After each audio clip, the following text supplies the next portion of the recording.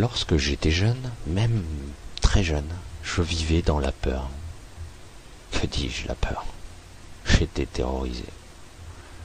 Je voyais des choses que je ne comprenais pas. J'entendais des voix. Je voyais des lueurs, des images, des lumières étranges se dirigeant et virevolter ça et là. Pourtant, cela n'a jamais été négatif ou mauvais, mais l'enfant que j'étais vivait en panique constante. Nous sommes au tout début des années 70. À cette époque, les médiums, les voyants n'étaient perçus que comme des arnaqueurs, abusant de la fragilité de certains, se faisant payer parfois au quart d'heure et de plus. Qu'aurais-je pu faire? Je n'étais qu'un enfant.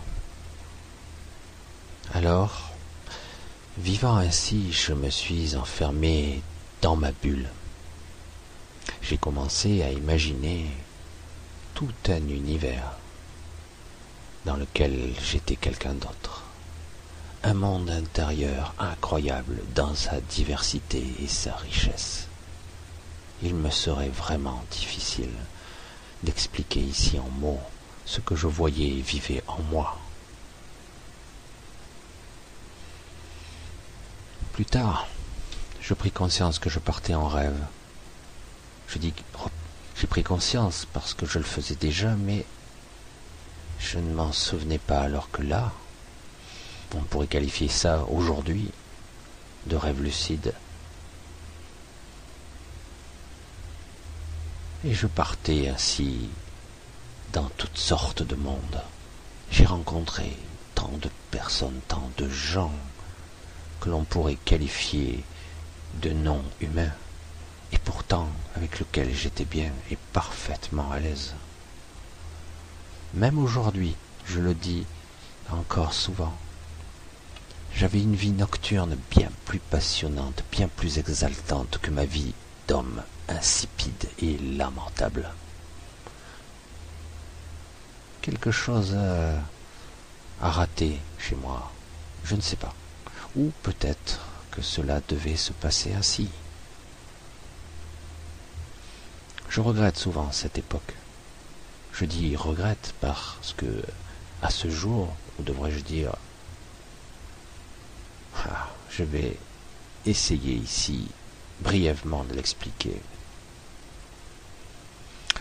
Donc un jour, ou devrais-je dire une nuit, j'ai vécu ma nuit de terreur. J'avais 31 ans. Je vivais seul et après cela, je n'ai jamais plus été le même. C'était très violent, physique. Mes sens, tout a été abusé, physiquement aussi. C'était très violent. J'ai perdu en grande partie depuis cette capacité de partir à volonté. J'avais comme fermé toutes les issues, tous les accès. La peur a parfois ce pouvoir. Il m'arrive encore de faire des rencontres, et parfois même de magnifiques rencontres. Mais ce n'est plus la même chose. Et c'est beaucoup plus rare désormais. La conscience, un mot, un terme, cela exprime quoi au fond?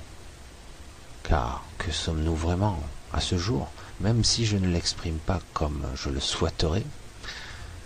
Le langage oral, le langage verbal est si pauvre. Pour moi, et je ne suis ni philosophe, ni poète. Je ne suis que moi.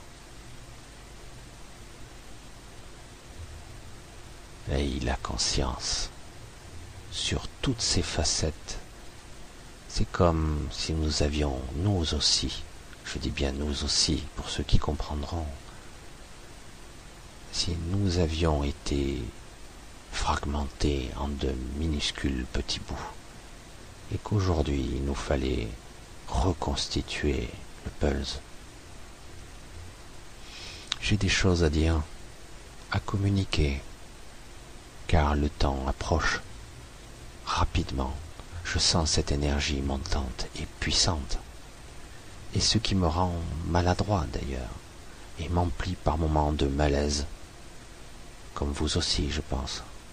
Et oui, bien trop longtemps j'ai gardé toutes ces choses en moi, sans vraiment en garder, sans vraiment en parler. J'ai occulté, effacé, rationalisé au plus, pour essayer de vivre ma vie d'homme.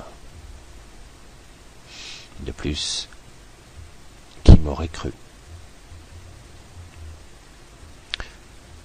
Je le dis aujourd'hui pour tous ceux qui pourraient même partiellement se reconnaître en ces mots. Soyez vous-même, ne vous reniez plus, faites sortir le vrai vous, aimez-le, car c'est ainsi que cela doit être, et vous verrez comme d'un coup votre lumière va jaillir. Bientôt, ce que l'on peut nommer lumière, vous, les lumières, devront éclairer le monde dans toute sa gamme de spectres.